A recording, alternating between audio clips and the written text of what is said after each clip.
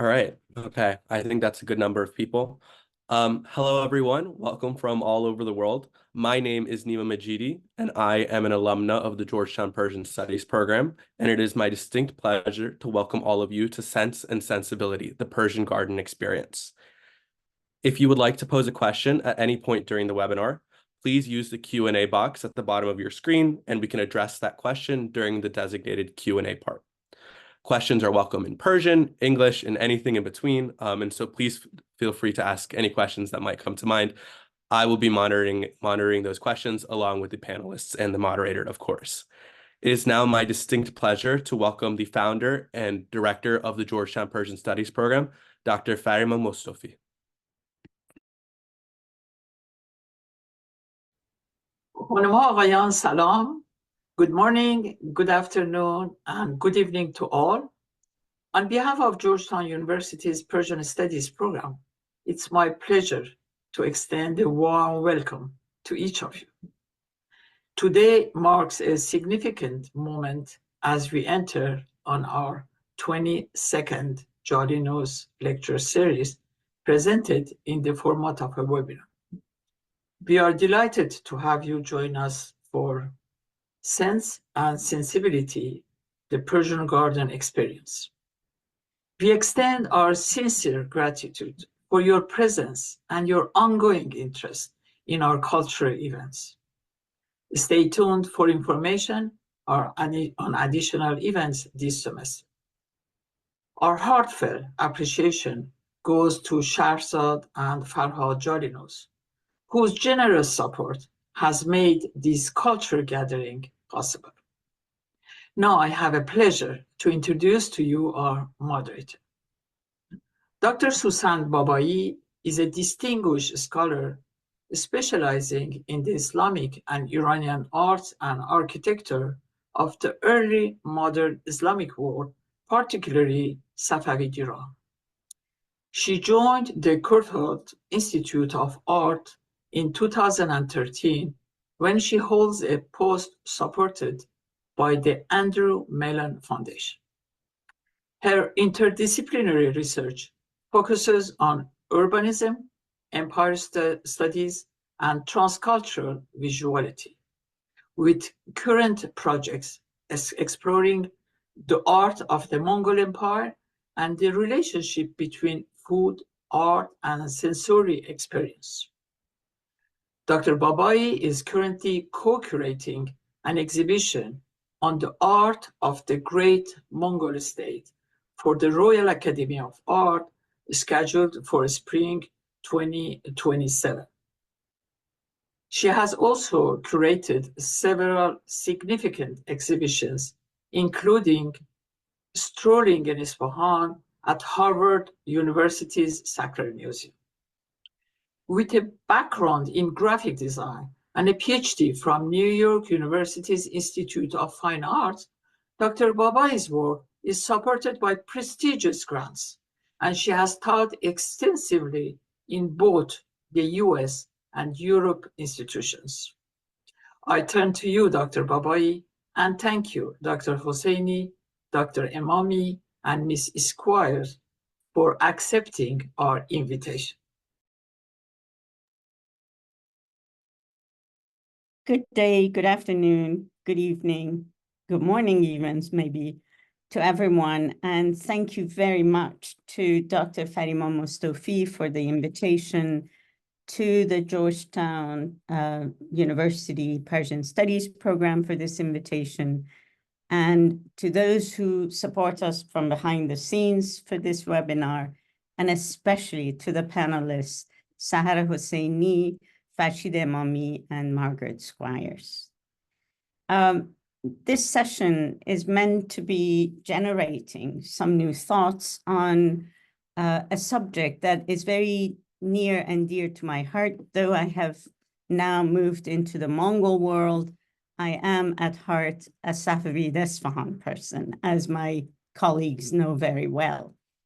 The idea of working on Persian gardens through the experiential sensorial experiences is something that the current scholarship the younger scholarship on Esfahan and on the Safavid period is promoting. In other words, this panel is a panel of scholarship that is fresh, that represents new material, that represents new evidence, and indeed, those materials and evidence have generated new methods of approach and analysis, which makes the study of Safavids, Esfahan, and gardens something fresh and new.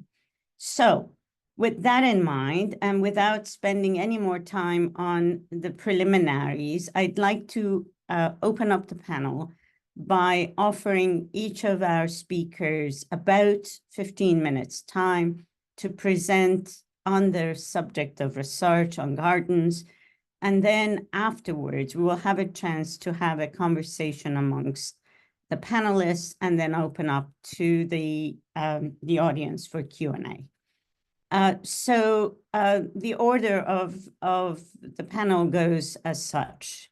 Sahara Hosseini will start the first presentation, followed by Farshid Emami, and then finally with Margaret Squires. And I begin to introduce each of them as they prepare to put together or upload their PowerPoints.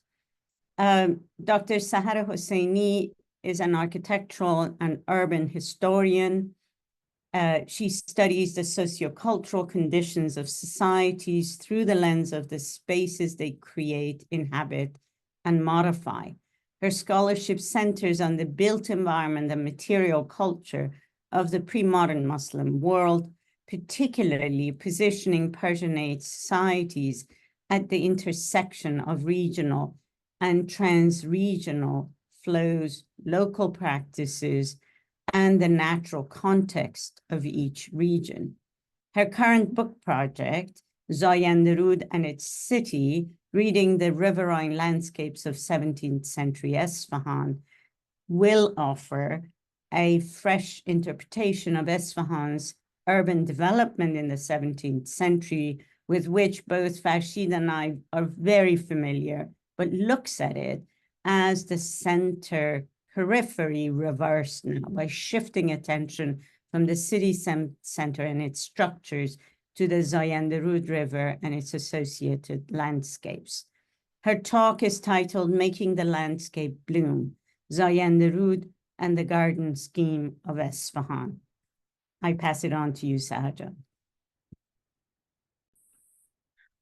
Thank you very much, Suzanne, for this introduction and for inviting me to this conversation. And I also want to say hi to everyone and also thank the Persian Studies program at Georgetown for their kind invitation, and particularly Dr. Mostofi and her team, which are behind our windows. So I am going to start and see how my PowerPoint works. Okay, I want to start by taking us to 17th century Esfahan, the capital city of Safavid Empire. Although Esfahan was already a prosperous city, its designation as the capital of the Safavid Empire by Shah Abbas I in the late 16th century, along with the extensive campaign of construction and urban development he initiated, forever changed the city's image and perception. Central to the plan for the new Esfahan were the Meydan-e-Nakhsh Jahan and its surrounding commercial and religious institutions, as well as the royal complex of Nakhsh Jahan, which also included royal gardens and structures. And these were linked to the suburban royal garden of Hezar Jarib in the south via the Chahar Bagh Avenue. So we had Chahar Bagh, Upper Chahar Bagh, Lower Chahar Bagh. The axis of Chahar Bagh connecting two royal garden complexes at either end and lined with large gardens and institutions established by the king and his trusted generals was thus a central element of the city's layout. This urban development project led to a long-standing association between the city and scheme of Persian garden, and this is for good reasons. Allegorically, the city's four-partite geometry formed by the intersection of the Chaharbagh Avenue and the Zayanda route created a parallel with the image of Chaharbagh, or four-partite garden.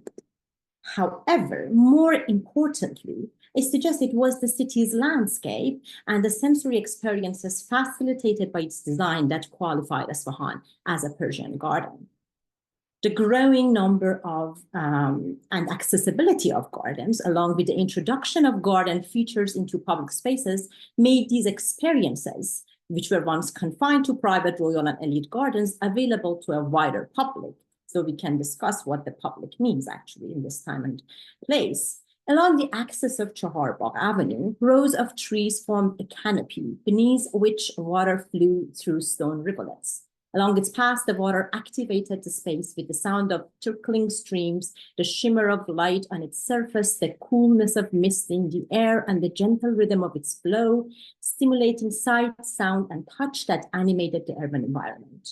Water also infused new color into Isfahan's daily life, reflecting the blue of the sky and tile on the surface of the buildings and sustaining the green of its vibrant gardens. The city's lush blue-green landscape was all the more captivating for travelers who, after days of crossing the arid landscape of central Persian plateau, encountered this oasis rising from the arid expanse. Whether as a dynamic force captivating space or as the lifeblood sustaining Isfahan's greenery, providing water on such a scale in an arid region was not an easy task. Therefore, the entrenching experience of Persian gardens, and by extension, Isfahan's garden culture, must be understood in the context of large-scale infrastructure interventions, among other ways, and particularly the management of the vital waters of the Zayanda River. And this is what I'm going to talk about. Much of the river-based hydraulic network of canals, locally known as madis, which distributed the Zayandaru's water throughout Isfahan, predates Shah Abbas I's ambitious southward expansion of the city. Many of these pre-existing systems were incorporated into the new urban fabric through the acquisition of land that came with the rightful share of the river's water. However, realizing new gardens and water features in the scale we see in 17th century Isfahan also required new hydraulic infrastructures. In 1598, just a couple of years after laying out a plan for the grand axis of the Chaharbagh, a new water canal was established to irrigate the barren land that would later become Hazarjali Garden. The Safavid historian Gonabadi captures the magnitude of this endeavor by referring to it as Nahr Azim, or the Magnificent Canal. The construction of this canal was a crucial step in realizing the vision of the axis of Chaharbagh, ensuring that the water reached the gardens that defined this landscape, especially south of the river. The canal, now largely known to the locals as Jube Shah or Juye Shahi, and it's marked by A in the center map you see here, has mostly vanished from the modern landscape. However, by reconstructing its approximate trajectory through cross-referencing material remnants, historical aerial photographs, and water management documents, we can further understand the critical role that Zayandarud and the construction of this canal played in bringing Isfahan's garden scheme to life. Established on the steep land at the roof of the Mount Sufa, provision of water for Hazarjali Garden was especially challenging given the garden's high elevation. To ensure the entire garden is covered, the water source had to enter the garden from its most southern end where the land was at the highest elevation. The Zayandarud flowed considerably lower than the site of Hazarjali, and to make up this difference, using the force of gravity, the water had to be diverted from the river around 40 kilometers upstream. So we land here. I don't know if you see my cursor, but if you do, that's where it is. Its path, too, had to be carefully curated, not only to find a practical route for carrying water across the fields and mountains, but also to ensure that along its journey, the water doesn't lose elevation and reaches Hazarjali at the right altitude, a condition that would have meant a longer course for the canal, as well as interventions in the landscape it traversed. Once the water entered the Hazar Jarif Garden from the southwest corner, it flowed through a network of streams that irrigated 9 different levels of the garden, nurturing a variety of trees, herbs, and flower beds. Water danced in fountains, filled several pools, and cascaded through various waterfalls adorning the garden. Here, it also mingled with the waters from 2 other canals before exiting through the main portal to the north, where it cascaded into a pool at the southern end of Johar Bagh Avenue. From there, the water was directed into the main stream of South Johar Bagh Avenue, nourishing some of the elite gardens lining the thoroughfare. Around 1601, 3 years after work began on the Jur-e-Shahi, Shah Abbas I reportedly led an expedition along the Zayanda route to explore possible paths to once again divert water from the river.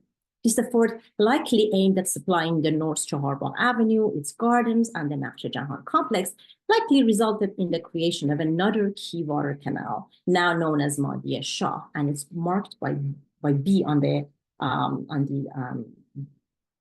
last map.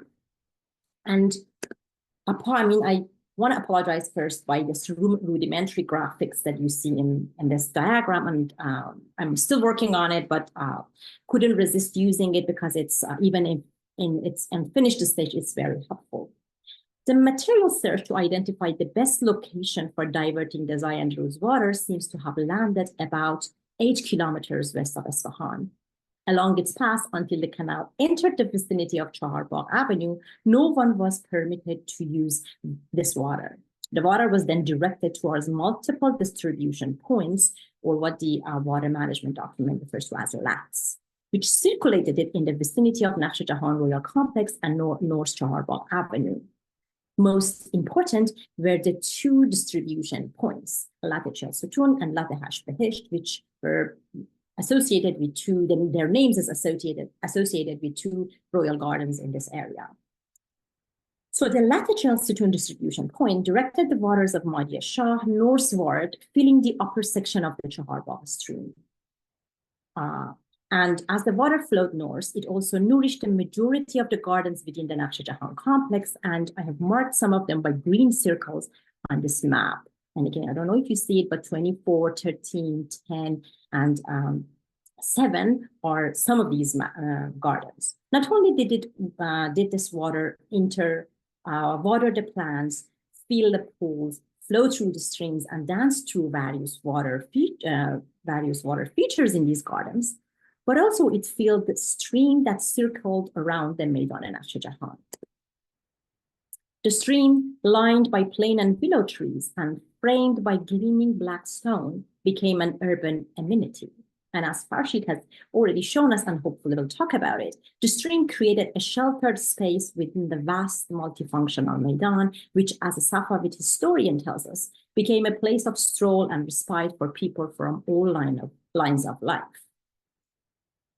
The other distribution point, Lat-e Behisht, channeled water into the mainstream of Johar Bagh as it flowed southward.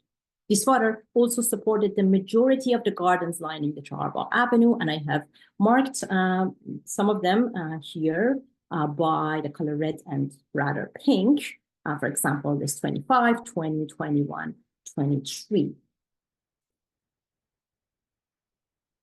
Along the Johar Bagh Avenue, as the water moved between basins, fountains, and cascades, it was repeatedly intercepted and sculpted, rushing, slowing, halting, rising, and falling, creating a dynamic array of visual, oral, and tactile experiences.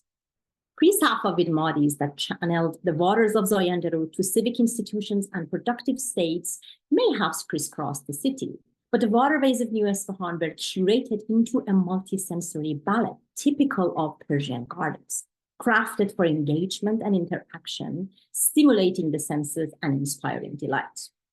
So as we saw, and in any garden in this region, realizing the garden scheme of Isfahan extended far beyond what met the eye. The garden scheme and its paradisical experiences relied on less visible, yet equally resource-intensive construction, because they often lied low and were peripheral to the spaces where the water they carried was in motion. And despite their crucial function, these riverine water canals had remained largely unexplored. In any case, for circulating the Zayand water in the fabric of the city, Zayand was subtly woven into the garden-inspired sensory experiences of Isfahan. Yet, this subtle incorporation is just one aspect of this integration. Near and across the river, the magnificent 17th century bridges harness the river's flow to create similar multi-sensory experiences. Elevated balconies and viewing frames, usually incorporated into garden pavilions for contemplating the landscape, found their counterparts in the upper-level galleries and arcades of the Alaverdi Khan, Haju, and Chubi bridges. Beyond this spectacular views, which has been widely discussed, these bridges also offered platforms for intimate engagement with the river, inviting people to linger near its current, enjoy the breeze and mist, and connect with the water. And unfortunately, I can only get to a couple of these examples in this presentation. For example, the spatial organization and decorative program of the octagonal space in the lower level of the Alaverdi Khan Bridge reveals an intentional manipulation of water to create blissful experiences. The perpendicular walls of the channel slowed the river's flow, directing it into an octagonal pool, further softening the current and instilling a sense of pause and rest. Around this pool, beneath the intricate ornate vault, individuals and groups found a serene space. Sheltered from Isfahan's harsh summer sun, they could enjoy the coolness, humidity, and melody of water, evoking the multisensory experiences often associated with gardens. At Khaju Bridge, this sculpting of the river's current was taken to yet another level. On the eastern side, it created an impressive water theater on the lower steps of the bridge. An intense explosion of water, bubbles, foam, and flying droplets, generating a whirlwind of oral, visual, and tactile stimulation. Meanwhile, on its west side, the bridge established a seasonal recreational lake that hosted royal recreational boating and galas, accentuated the effect of firework and illuminations, and attracted the public to its shore. Both the dynamic water display and serene lake mirrored features found in the elite and royal gardens of the Safavid and Mughal empires of the time. So by employing the established architectural and garden design grammar, the physical and spatial organization of these bridges with their chambers and stairs and arcades and galleries and decks created opportunities for sensory experiences similar to those in gardens. Seen in this light, Isfahan's reputation as garden is deeply connected to its engagement with the Zayand route. In the 17th century, the city's water canals and bridges, often viewed merely as infrastructure, did much more than to integrate the Zayand route into the physical fabric of the city. They also wove the river into the sensory and social fabric of urban life. This connection recreated the immersive multisensory experiences we associate with Persian gardens, ultimately earning Isfahan its title as the paradise on earth. And I'm going to stop here and hand it to Dr. Babai. Thank you very much for your wonderful presentation. And we will wait until when we are all done with the presentations before having a conversation about the very interesting, provocative ideas that you shared. So the second person to be presenting is Dr. Farshid Emami, with a PhD from Harvard University. He's an assistant professor in the Department of Art History at Rice University, specializes in the history of architecture, urbanism, and the arts in the Islamic lands, with a focus on the early modern period and Safavid Iran. His scholarly interests include trans-regional histories of early modernity, social experiences of architecture and urban spaces, intersections of architecture and literature, and patterns of cross-cultural exchange in the Persianate lands and beyond. He is the author of the recently published Isfahan Architecture and Urban Experience in Early Modern Iran. In addition to his publication on Safavid art and architecture, he has written on topics such as lithography in 19th century Iran and modernism. Farshid's talk is entitled Chirping Birds, Murmuring Streams, Gardens, and Soundscapes of Safavid, Esfahan. I pass it on to you.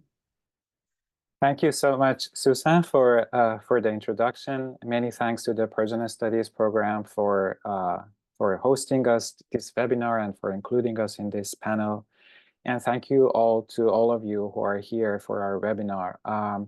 So my talk is also going to focus on Esfahan. I'll try to build upon what Sahar presented. And I'll try to focus on a little bit on more on gardens, their birds, the soundscape. So I will go a little bit of more detail into the Chahar Bagh and its gardens with a focus on their soundscapes. And as you know, Esfahan is half the world. So whatever we say about it, we haven't said enough. So there is room for a lot of discussion. So I hope you don't mind a little bit of an overlap between our presentations.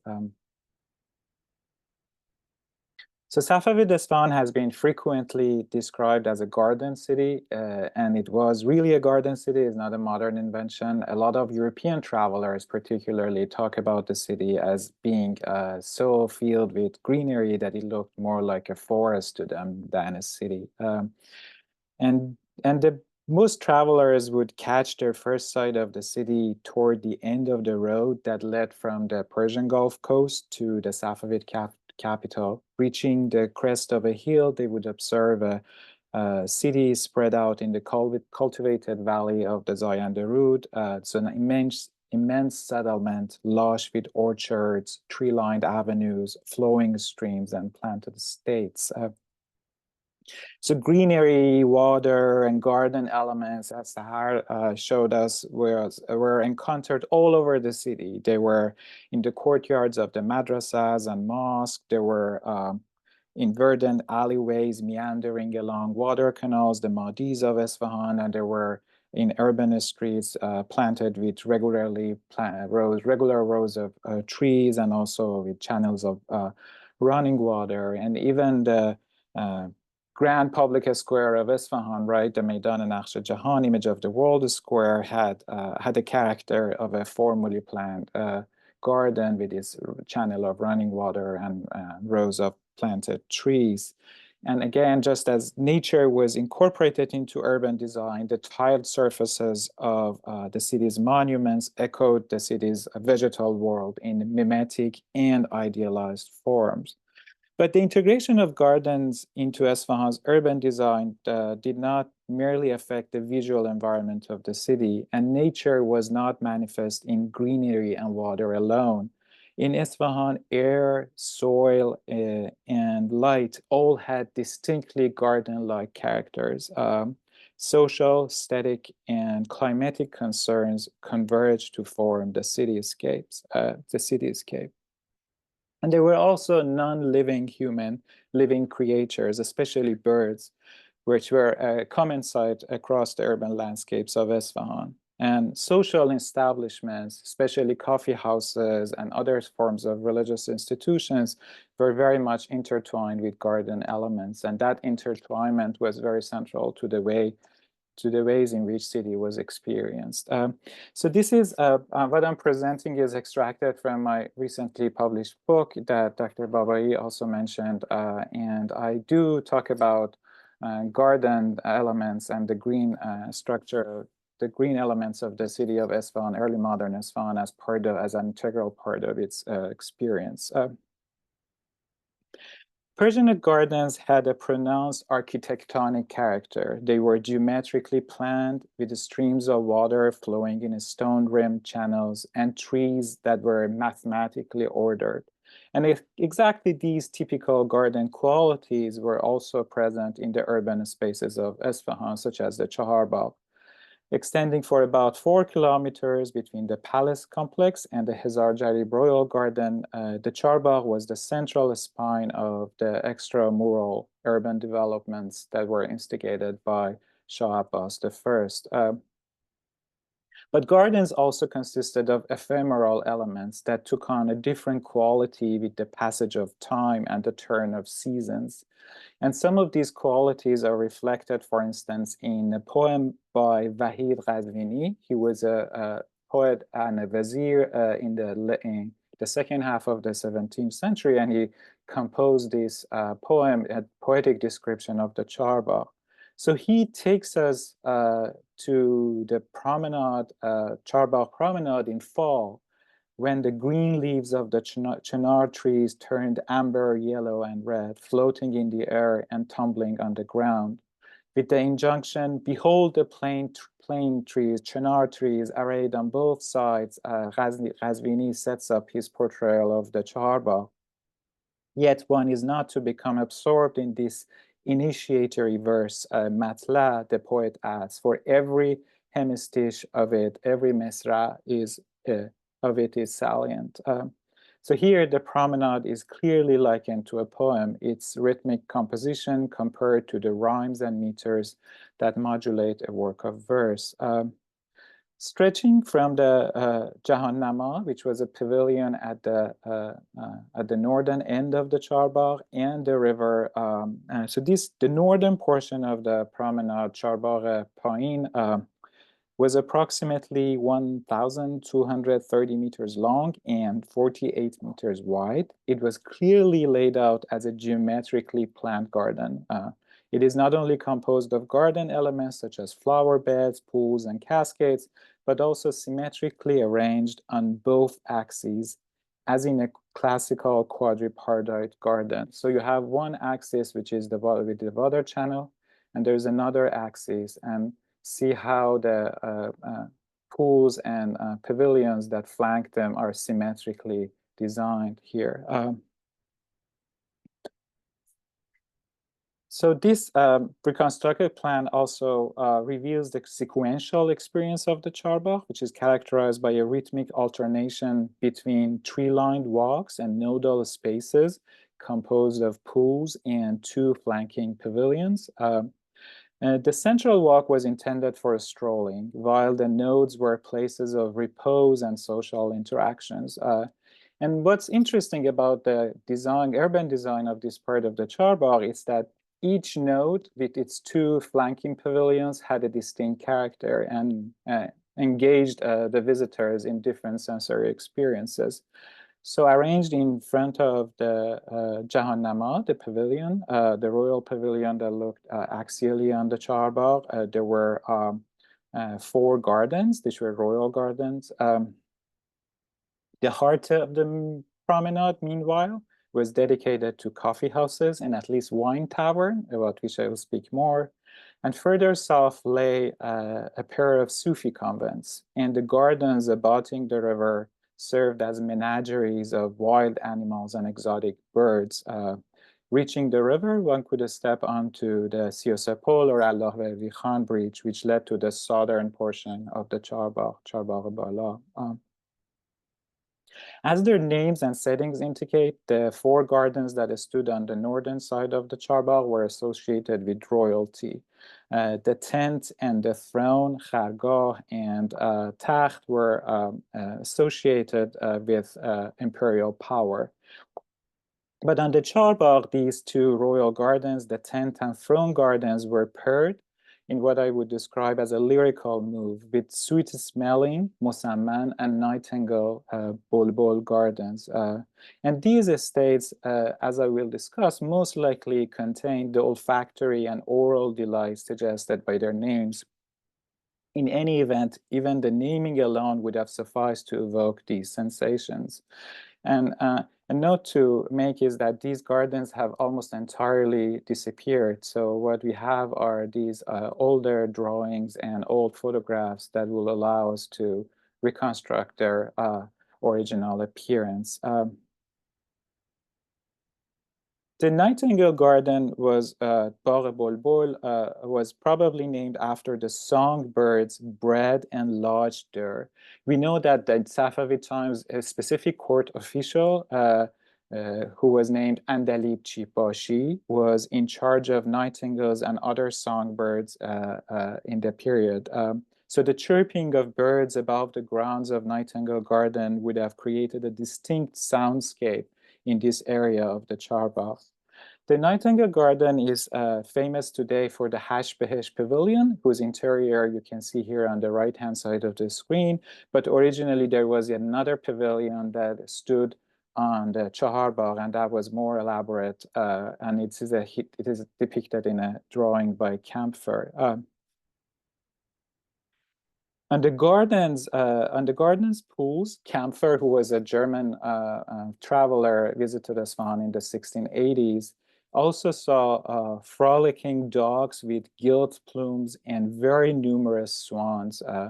So when we go and visit this garden, we should imagine all these pools just brimming with birds, all sorts of birds, and like swans and also birds flying over there. This was the Bulbul garden. All Andalibs were here. So this is really very much reminiscent of garden carpets, about which you're going to hear more in next presentation. And these garden carpets, if you look at the depiction of the pools, they are just filled with animals, with birds, all sorts of animals, and the pools are filled with fish. So that these allow us to imagine these gardens as living environment and not just an architectonic creation. And also in the Hash Behesh Pavilion, which was built under Shah Suleiman in the center of the garden, we see depictions of different types of birds in the tile work. And this, I think, was related to the actual environment of the garden, which was filled with birds and different species. And here's a bird, actual bird in the hash bay. So they are always there. This is a photo by Daniel Waugh. And I should also mention the project that Dr. Christian Gruber of the University of Michigan are working on, the role of birds in different parts of the Islamic world. And another interesting aspect of the Bagh Bulbul, the Nightingale Garden, is that it was paired with another garden that doesn't exist anymore, that was on its eastern side, but we know it was known as Bagh Guldaste, or a flower bouquet garden. It was also known as a rose garden, so it was filled with roses. So here we have two gardens. One is dedicated to roses. The other garden is dedicated to nightingales. So we have very nice lyrical evocation of Gul Bulbul, right? Which is a perennial theme in Persian poetry.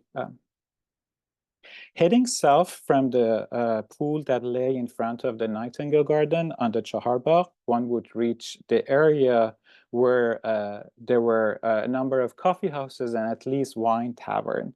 So today, this portion of the Chaharbagh is dominated by a madrasa complex that was built in the early 18th century under Shah Sultan Hussein, who was the last effective ruler of the Safavid dynasty. But originally, here, there were coffee houses, and the way we know that is that there's a structure in the madrasa today which functioned as a coffee house through the early 20th century, and it was actually a remnant of 4 drinking houses that were constructed as part of the original program of the Chaharbagh under Shah Abbas. So based on these earlier drawings and the physical remnants and Kampfer's drawing, I suggested this kind of reconstruction for the arrangement of the coffee houses and taverns. So into the middle of the Chaharbagh, 2 pairs of pavilions, facing pavilions, serving as coffee houses and wine taverns here. One interesting character that is associated with this establishment is Baba Shams Tishi of Shiraz. We know about this character through literary sources, Tazkirat, and in them it is mentioned that he ran a wine tavern, Meykhane, on the Chaharbagh that was built specially for him by Shah Abbas I, and he was given permission to serve wine here, and later, he also established a coffee house adjacent to the wine tavern. So coffee house was a new social establishment. Coffee was introduced to Safavid Iran for the first time from the Ottoman territories, and these 2 establishments were incorporated into the plan of the Chaharbagh.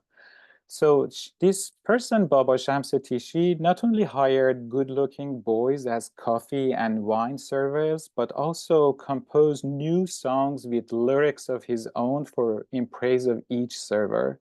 So we can imagine that for the revelers of Isfahan in the 17th century, listening to the latest tunes composed by Shams was part and parcel of the experience of the Charbagh. And youthful male coffee and wine servers were a ubiquitous theme in single-page paintings produced in Isfahan, as in these two paintings by the most famous painter of the early 17th century, Reza Abbasi.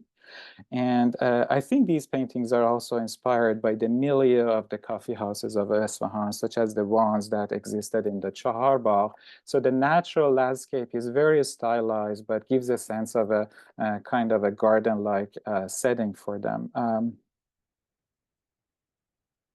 So the still standing structure that was incorporated in the madrasa gives a clear sense of the original layout of the coffee house. So here we have the actual coffee house. There's a platform in front of it, and this is the main axis of the charbagh. And it's interesting that here you have a greater condensation of greater concentration, excuse me, of physical stimuli and sensory experiences. So here is the only place in the charbagh that you have water slides with the sounds of water. And we can imagine just here being a very noisy place with the chatter of the coffee house, with the sound of the music coming from the coffee houses and taverns that were run by Shamsa Tishi of Shiraz. So sitting in the shade of the trees, clients would sip wine or coffee and smoke tobacco while enjoying the richest sensory experience that the charbagh had to offer. Located in the heart of the promenade and accommodating novel social pastimes such as drinking coffee and smoking tobacco, the coffee house has played a key role in turning the charbagh into a new kind of public space. So to conclude, senses and spaces, if we look at Isfahan, not just at the physical spaces, but at the sensory experiences, we can see that it was not just the city's majestic urbanism that rendered it into an early modern city, a distinct kind of metropolitan setting. It could also be felt in the city's sounds, smells, and tastes, in the rhythms of life, modes of self-fashioning, and social associations that the spatial design and the material and natural world of the city enabled and fostered. Thank you so much. Thank you. Thank you very much, Farshid, for your wonderful presentation, and again, evocative of sounds and smells and all kinds of sensory experiences. So the third person and last of the presentations is Margaret Squires, who is an advanced PhD candidate and associate lecturer at the Courtauld Institute of Art, University of London. She is being supervised by me, actually, in her dissertation, which is coming to a very glorious end soon. Her dissertation focuses on the relationship between carpet design and architecture in the Safavid period, considering how the presence of carpets shaped experiences of palaces, shrines, and garden pavilions in early modern Iran. Her teaching at the Courtauld centers on the arts of Iran and Islamic world more broadly, with a particular focus on museum display and curatorial practices. Prior to starting her PhD, she worked as curatorial assistant for the arts of the Islamic world, or for art of the Islamic world at the Museum of Fine Arts in Houston. Her talk is entitled Silk Flowers and Golden Trees, Carpets as Gardens in the Persianate World. Maggie?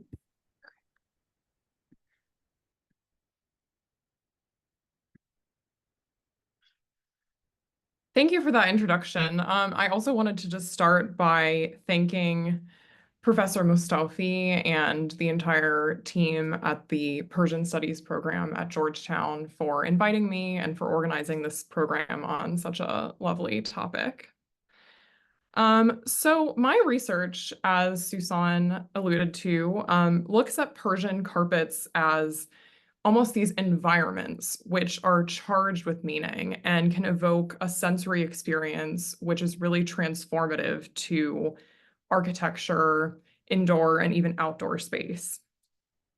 When you picture a Persian carpet, you often would think of these floral designs like a garden. So I think this is a very obvious comparison.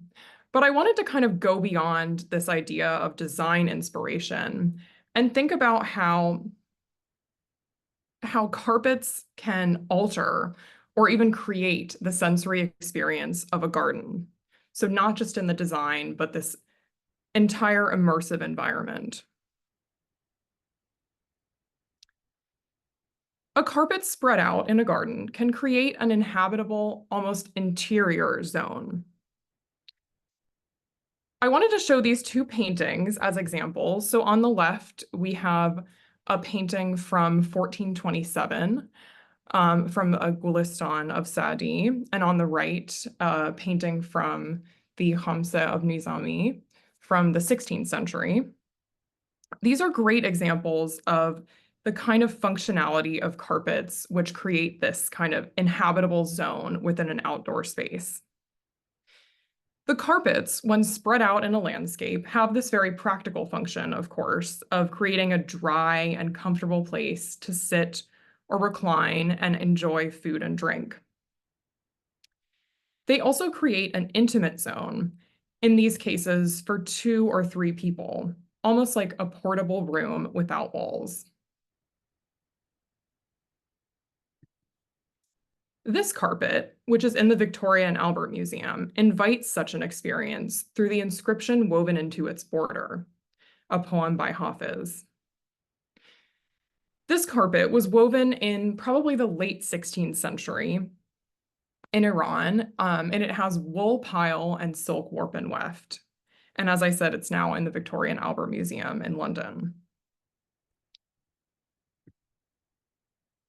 The poem is written in the border, as you can see, and I wanted to highlight this particular line, which appears in the upper left of the carpet.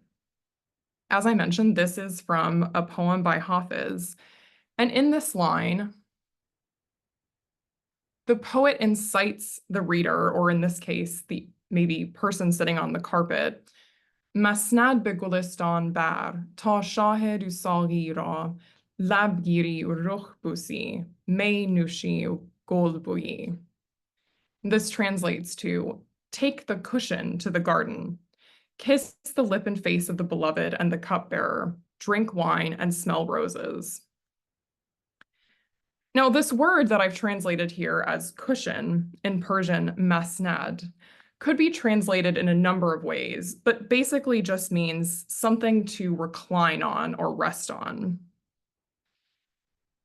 I think that this line could almost be read as take the carpet to the garden, almost, not exactly, but I think it's evocative of this idea. The small carpet is designed for at most 2 people, like we saw in the paintings in the previous slide, to sit side by side on the richly patterned central field. They would be intimately encased in this wide border of epigraphic and floral patterns. Inside the 4 walls of the borders, the 2 sitters are immersed in a fantastical garden with swirling vines, blossoms, birds, and mythical beasts. With its finely knotted wool pile and silk warps and wefts, this carpet would have been pliable and lightweight, easily picked up and moved around. Rolled up and carried to a garden or outdoor pavilion and layered with cushions and felts, the carpet becomes an adaptable, movable room. On the other hand, carpets can kind of create the inverse effect of what I'm talking about. So in this case, we see the carpet really bringing the interior to the outside, so creating like a room or an interior space within the garden. But there's also the idea that a carpet can create an outdoor space within an architectural environment. And this is best evoked, I think, by a story that actually comes to us from pre-Islamic Iran. This story comes to us from the Tarikh-e-Tabari, which is an Arabic history, which chronicles in detail the history of the Sassanians, the pre-Islamic dynasty.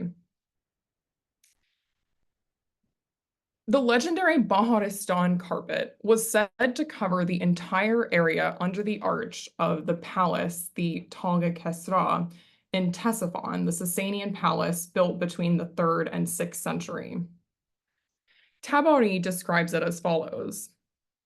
The kings of Persia used it in winter when there was no more greenery or flowers. The whole border was embroidered with green emeralds, so that whoever sat on this rug believed to be seeing an orchard or a field of greenery. Precious stones of different colors represented all kinds of fragrant herbs and flowers. Very few carpets woven in Iran prior to the 16th century survive. So this is a period of time way, way, way before we actually have any carpets surviving. So we can't know beyond this description what this carpet actually looked like, if indeed it ever existed, or this may just be a legend.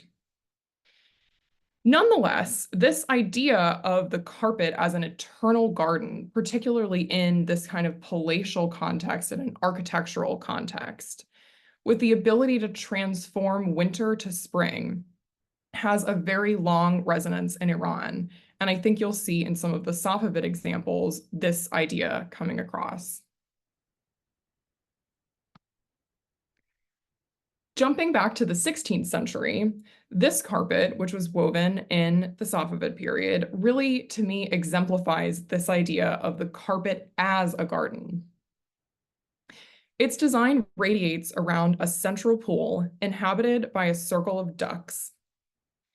You can see that in this detail here, which is evocative of the water features present in many Persian gardens, as we saw in Sahar and Farshid's presentations.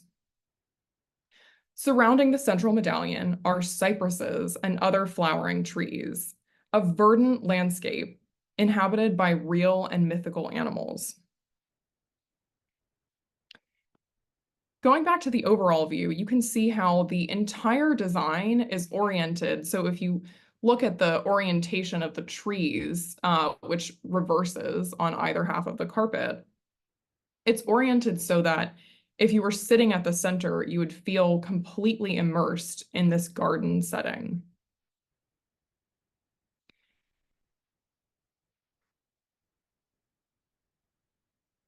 Another very famous example, which Farshid showed an image of in his presentation, is this carpet known as the Wagner garden carpet after a previous owner, as many carpets tend to be. This was woven in the 17th century, probably in or around the city of Kerman. And it's often compared, so it has this design of these bisecting water channels, which are often compared with the Chahar Bagh type garden.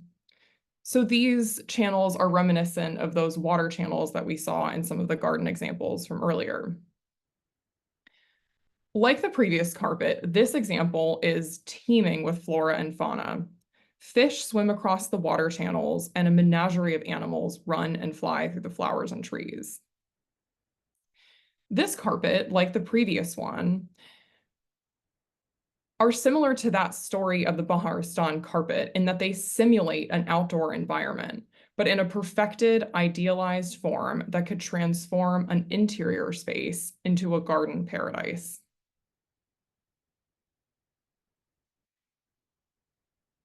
The idea of a garden paradise also has a very strong resonance in a funerary context or in a tomb. So I wanted to show you this one example. It's not the only one, certainly, but of a carpet with this garden design that was created specifically to go in a tomb.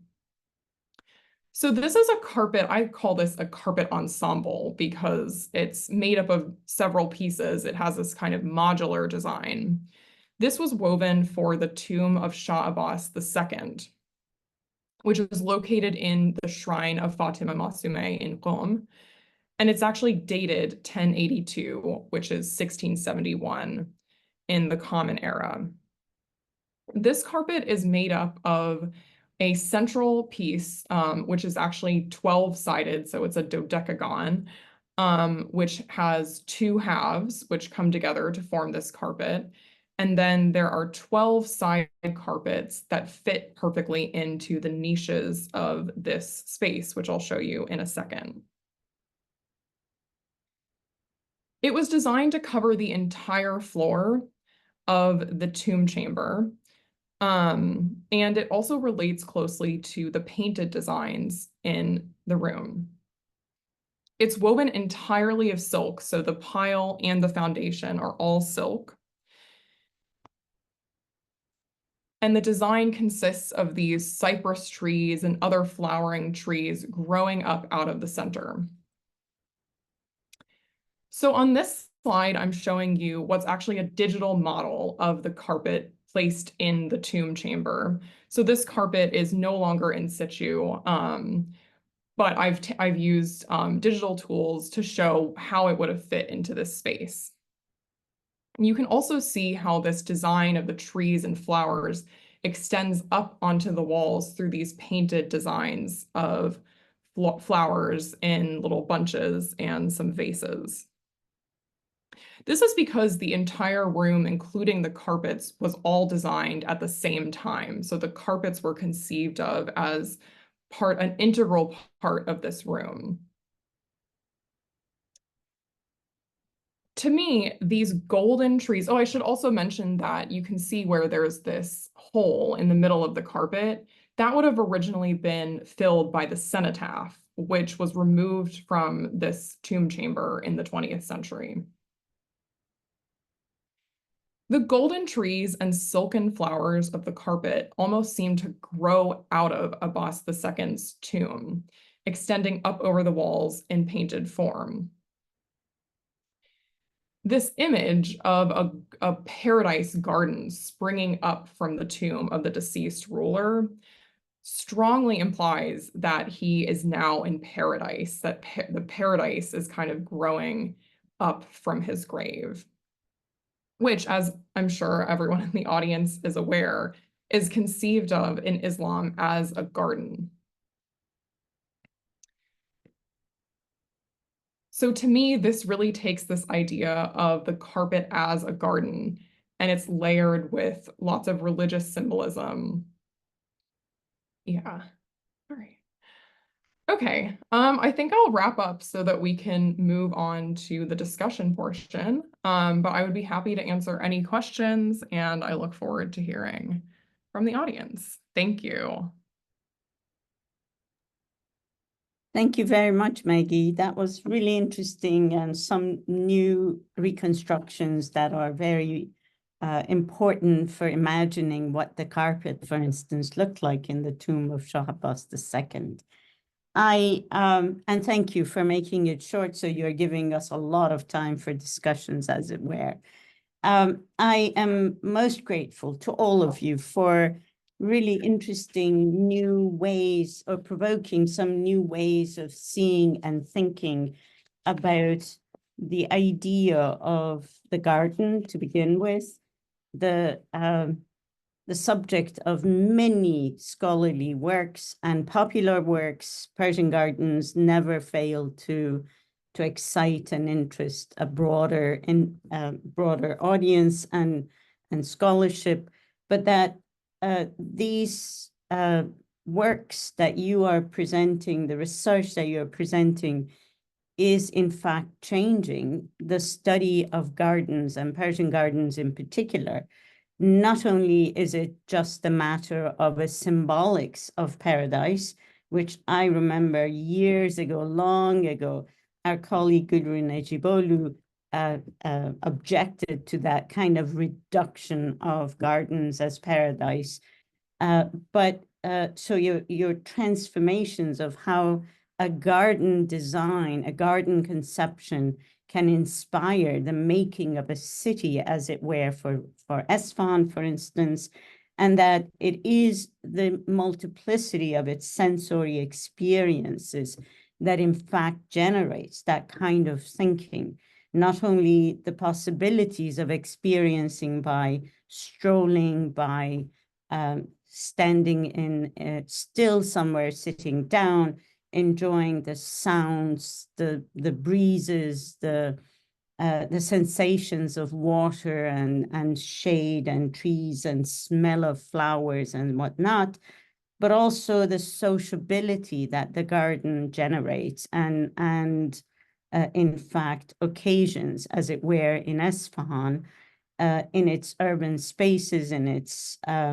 riverine context, as Sahar puts it, and as well in the context of carpet making, and carpets not as just something of a woven material of great quality that has been admired for centuries, with incredibly complex designs, patterns, and weaving technologies, but in fact as generator of the sense of belonging, or a space or a place to be had within a garden within a garden, or a garden brought into a built environment to transform it or to create a place of intimacy. It's really interesting to see the thread amongst many of these ideas that you have shared to have to do with the individual experience, with the intimacy of experience, of daily life, the quotidian experience of the individual through these sensory experiences or evocations, as it were, that intimacy is what makes this new research so much of really a new trend, a new direction, compared to what used to be a more sort of bird's eye view experience of the city on an imperial level, of which I am guilty as much as anyone else. But having said that, the understanding that you are bringing with your reconstructions, with your descriptions, with your tapping into the poetics that have become much more accessible, the literary sources, as well as the descriptive sources, and expanding our knowledge beyond who built what, when, where, to how we come to understand the cities and gardens, as it were. And truly extraordinary to think that Esfahan was designed as a garden, as it were, and that sort of thinking inspires so much of the work, perhaps, that we need to still be doing about various sort of products, if I may say, of this cultural world of early modern Esfahan, including through carpets. And the carpet side of this study is really an extraordinarily fresh way to think about carpets and the history of carpet studies, which has been entirely the purview of technologies, of materials, of who made or where they were made and when they were made, to think of it as an integral part of the experience of the city, of the buildings, of the gardens, and so forth. I thank you all for these really wonderful, very nicely packaged, clean, clear, compelling presentations of different aspects of the study of the garden, Persian garden, as it were. We have a number of questions raised. If I may ask you first, before I go to the questions from the audience, if any of you wish to sort of engage in reflections on what you have shared here.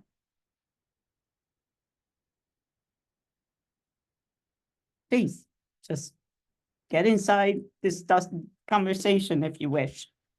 If I may start, I just want to say that I love the term that you use, Susanna, intimacy, experience of intimacy, and that's really what connects the water of the Zayanderu, the experience of social, whether it's intimacy to nature, Yeah. there is social intimacy, and that could be interpreted in different ways. Esfahan was a place of social intimacy, right? Yeah. Sociability, right? And also carpets. It brings all of them together. So I just wanted to say, yeah, I see that concept of intimacy because of its social and different dimensions as a very nice umbrella term to bring all these different areas of research together.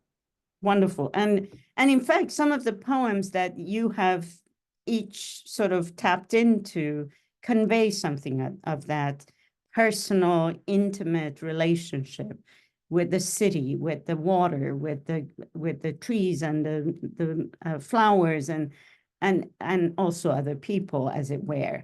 It's really a place for that sort of very touchy-feely, as we know. And also the birds, as Christian Gruber And the would birds. focus. Right, and the birds, of course, and all the other animals, you know, the fishes and all of it, the taste of the food that, or the coffee or the tobacco you smoke. It really has a very intensely sensorial, i.e., a human experience attached to it, which makes it so intimate. Any other thoughts? Yes, Sahaj.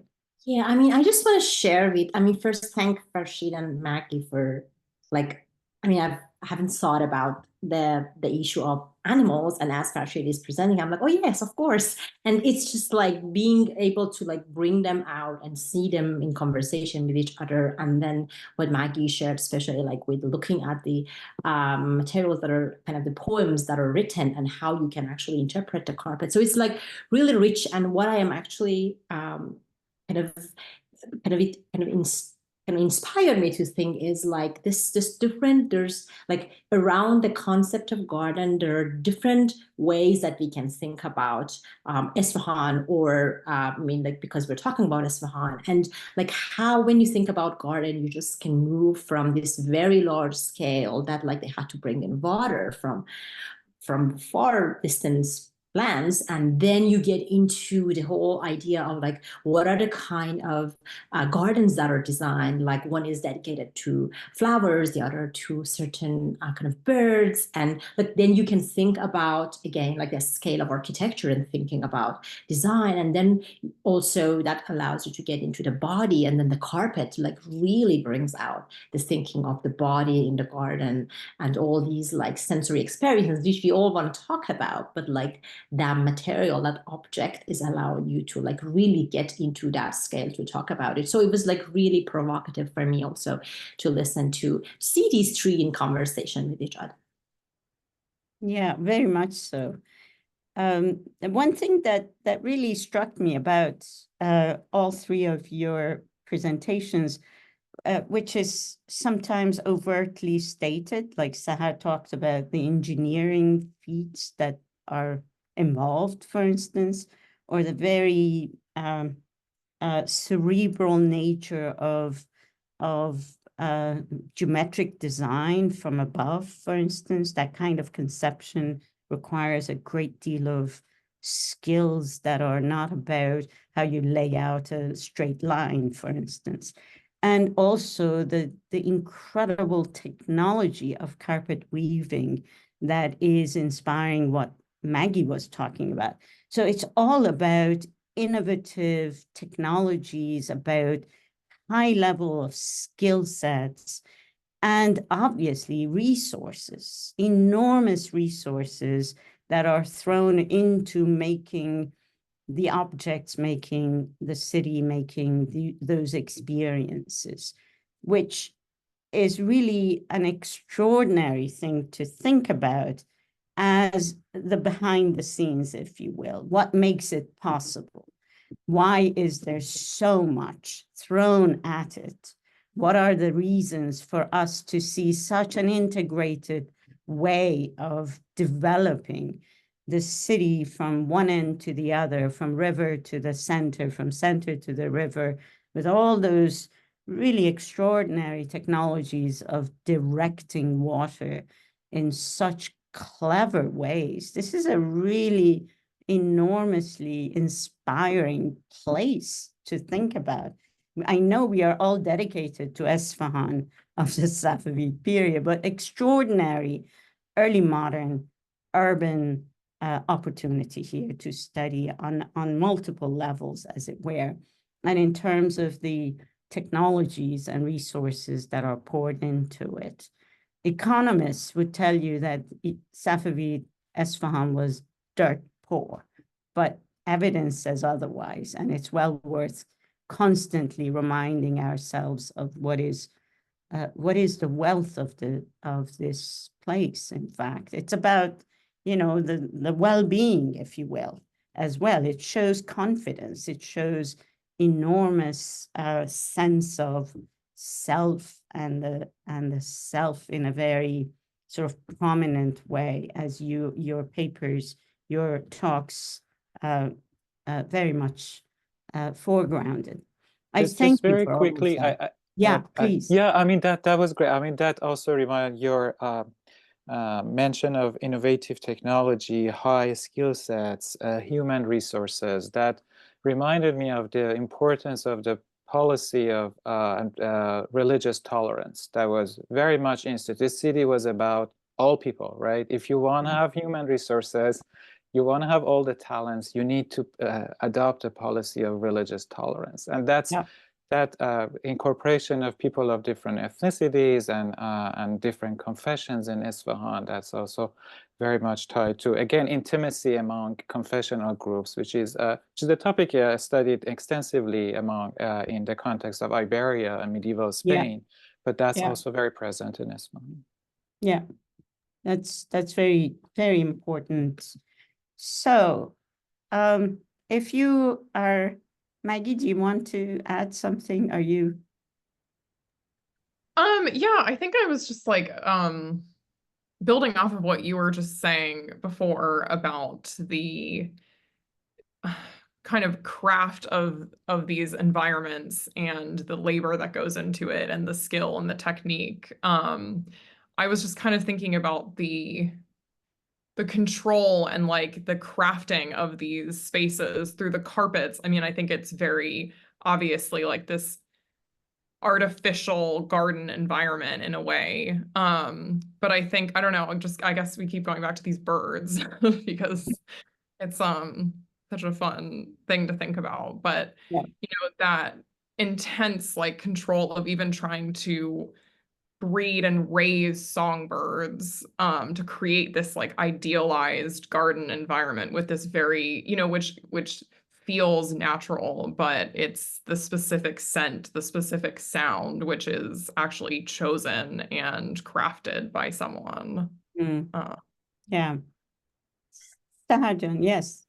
I just wanted, like, again, go back to this idea of like technology and why they're building this. And I mean, one of the things that appears to me, and I think it's worth saying, is that this is also, it's not just for like show and power kind of demonstration. It's a very smart planning, because you have this increasingly growing city with all this population, and they need, for example, like in a minimum kind of level, they need food.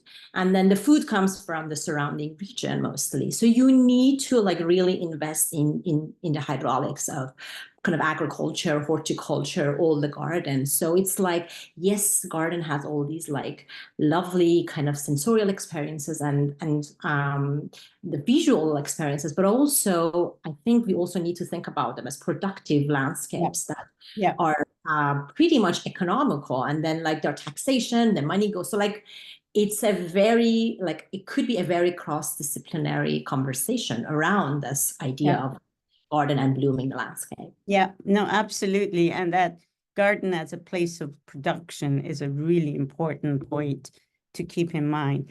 May I turn our attention to some questions from the audience and ask you to be very efficient, if you can, in trying to answer people some questions at least. There's a question about, have you investigated the role of water-friendly materials, such as porous stone, sarouj, and baked bricks, in supporting efficient water use in Esfahan's gardens? I imagine the question is about the time period that we are talking about, not about the current situation. Anyone has some thoughts on that one?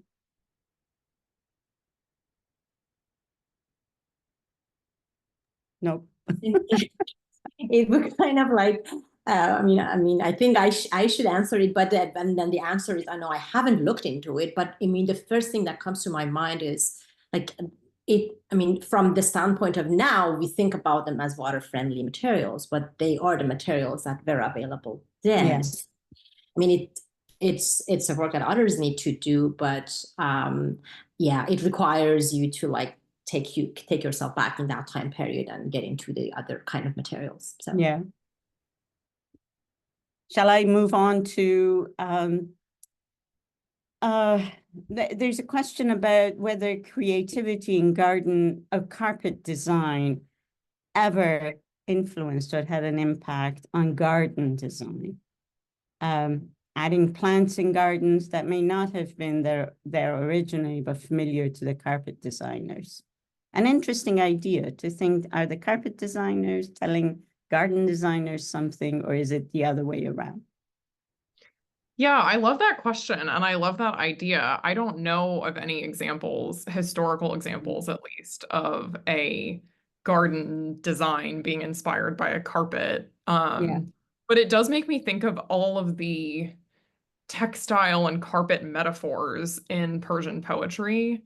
And I think comparisons between like the flowers in the garden to like a textile being spread out or a carpet are plentiful. And so there's definitely this kind of back and forth idea that a garden could not only inform the carpet design, but that the garden itself is like a textile or a carpet unfurled.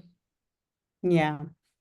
There are a number of questions about the matter of, I'm just gathering them into one thing, which is the intentions of developing, or the idea of constructing a garden city. Was it for the general population, as you have said, Farshid, as well, that this is a broad urban development, not a special for the elite, that they would have the gardens? Do you want to add to that one? Sure, yeah, gardens of Isfahan, even the Charbagh was a public space. Even the royal gardens were open to the public. So Pietro della Valle tell us that everybody could pay a little bit of money to the gardener and go inside and enjoy it. So unless there was a special royal event, a qurugh happening, these gardens were available to the entire populace. Right. And there are a few points raised about, when we talk about intimacy, for instance, it could be also including clothing and things that touch the body, which we reassure you that all of us are very alert to it, and there are people who are working on some of these issues as well. So is there a sense of the natural history of Zayende Rud? Is there something about the natural history of Zayende Rud that you can speak of? I'm not even bringing up the questions that have to do with the dismal state of the river and the water supplies and so forth, which are quite numerous and very obviously very concerning, but something of the understanding of the natural history of Zayende Rud in a historical context, perhaps, if there is anything that you can think of. So what do you mean by natural history? You mean like knowing like the stages that the river has gone through? Well, it seems to be having to do with the recent decline of the river that the speaker or the member of the audience has raised, which presumably has to do with that idea of a mighty river that has now declined to a level of trickling water, if anything. So, I mean, like Zion Road has always been a seasonal river, and then all the interaction with it. I mean, like the garden, like you have, like it's a temporal experience. Yeah. It's designed to, like, you have different features and different kinds of interaction with the river at different point in time. Of course, the water has been larger, and I think part of it is part of the whole idea of global warming and kind of less rainfall, but also it's the way that now water is managed, that it's not just limited to the region of Isfahan, but it's going to other parts of Iran. So that, I think, and then like the fact that the share of the water is also working differently. So historically, you have a particular share to the water as a landowner.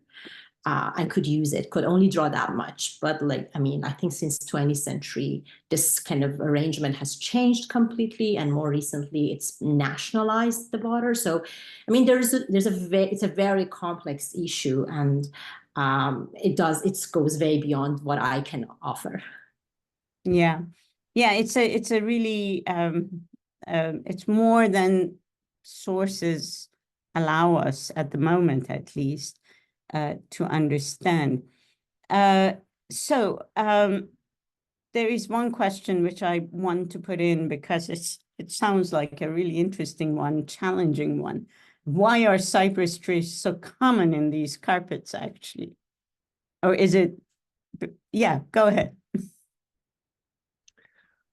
I think, yeah, it's probably just, again, coming from the garden design. And I don't know, can it just be because they're beautiful? They're very, like, I think, effective in a design sense. I think at like directing your eye, like in that carpet that I showed, the what's called Paradise Park carpet. I think those cypress trees are really effective in like drawing your eye away from the central medallion. It's like almost pointing. So I think it works really well in a just pure like aesthetic sense. Also, perhaps in the poetic terms of cypress trees comparison to the beloved and that sort to of the small, like slender beauties. And so, yeah, these carpets where we have the poems described, that's a very like direct comparison, definitely. So one last thing, and then we come to wrap up. There have been questions about the survival of pavilions, for instance, along the Chahar Bagh, or any of the features that are along the river, actually. And if you can just highlight what may or may not have survived at the moment, just for the audience that needs to know, are, those cafes you talk about, for instance, Fashid, or the pavilions along the Chahar Bagh, or also the features of the rivers. We know that Kolejui, for instance, has those very low-lying spaces where the water is rushing on your sides and so forth. So if you can just quickly say something about those two. Sure, yeah. So very, very little survives, but we do have, visual evidence and textual evidence. And so we need to bring all of them together, and not just to reconstruct the spaces. So what I try to do is to reconstruct the spaces alongside their experiences. But we have also old photographs, we have drawings by 17th century travelers, we have poetic descriptions, and there has been a little bit of archaeology on the Jahannama. So these are the main sources of evidence. And for closer to the river, we have obviously all the three bridges that are, I mean, there are more than three, but like the main three bridges, the royal constructions, but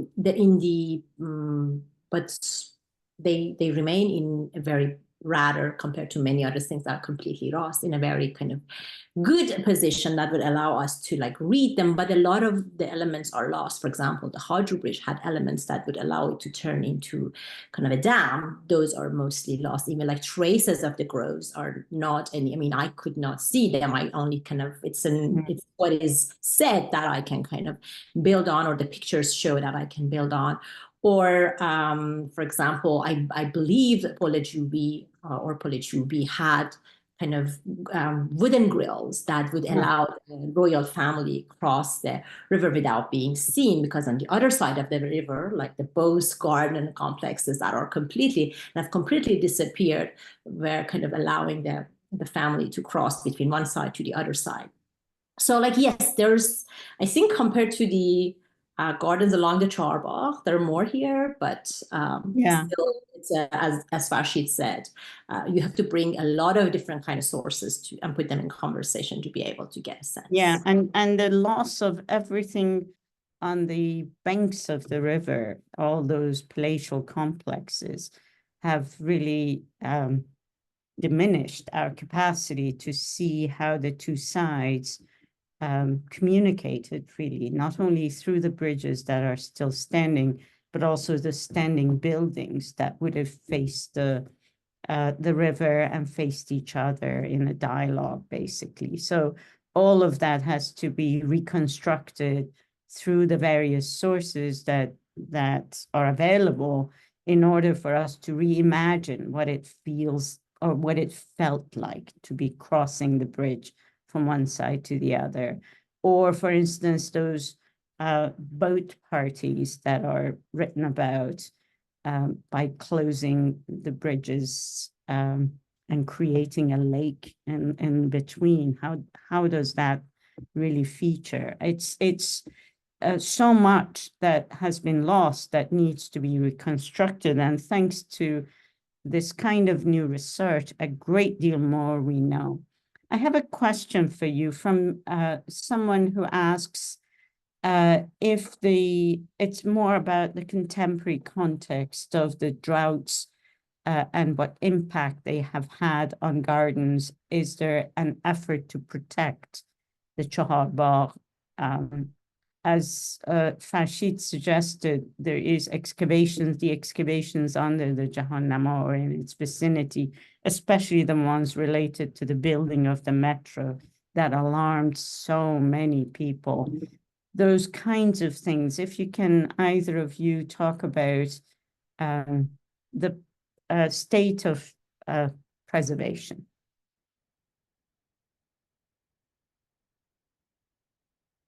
Go ahead, Sarah.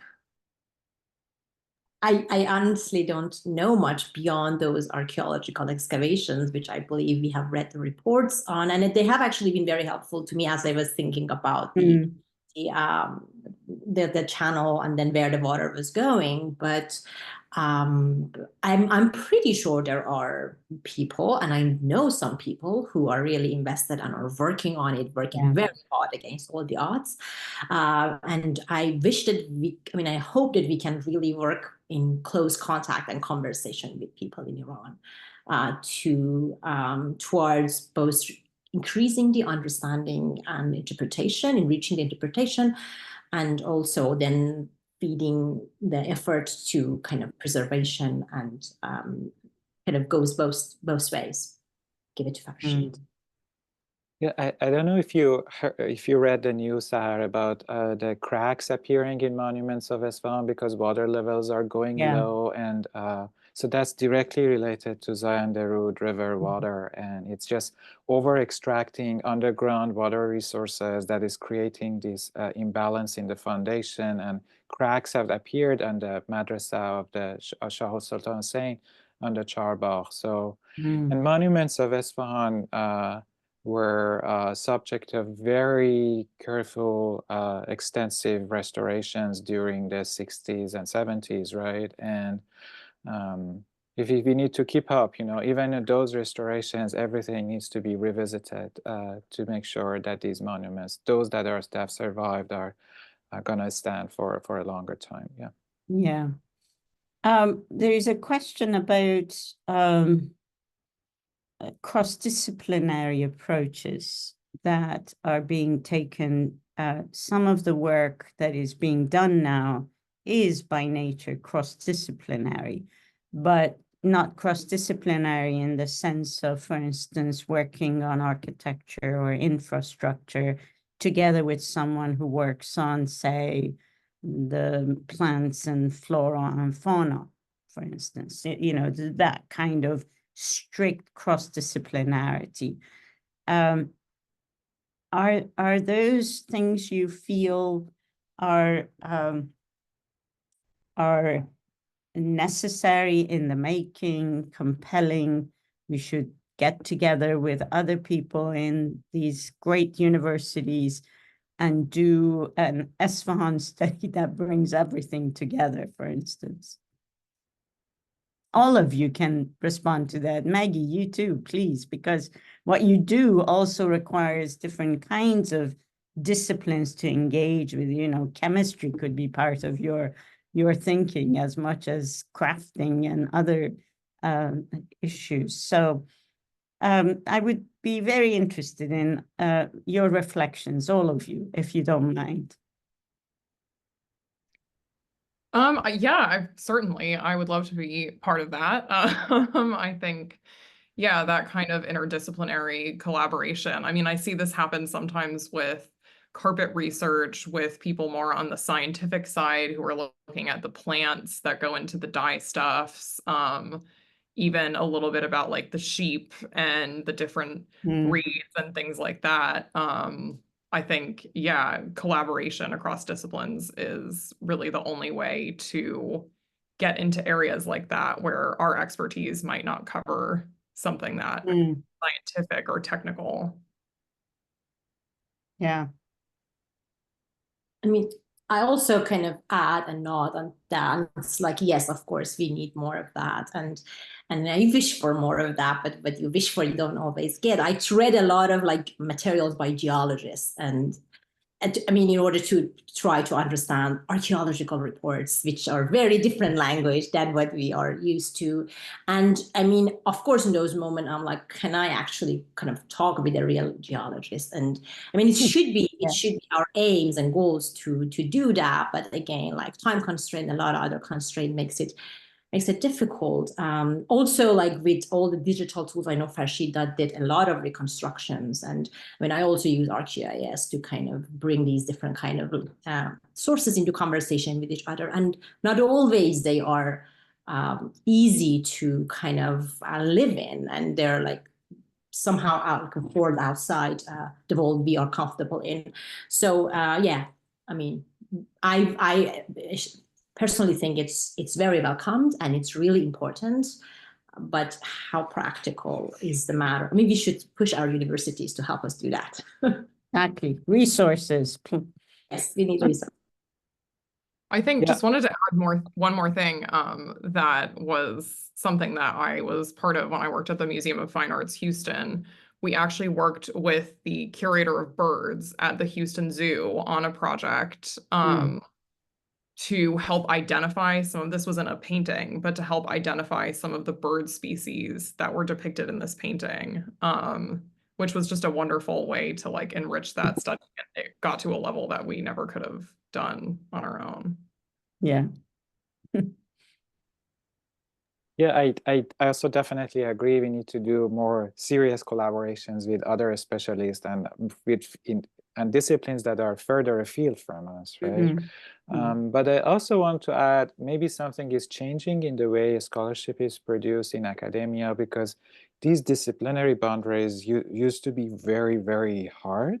Yeah. So for a historian to write about art history, that person was frowned upon, or vice versa. But now we are also engaging in, even individual scholars trained in a specific discipline are also engaging in interdisciplinary methods. And I think that's also necessary for those collaborations. And we need to take historians who write on art history seriously as art historians who write about history. So there is something about social history of Esfahan that is revealed through these interdisciplinary approaches. So I guess what I want to say is that when we bring two disciplines into conversation and using their methods, is not A plus B, but something different because of the kind of bringing together the methods and modes of analysis of different disciplines.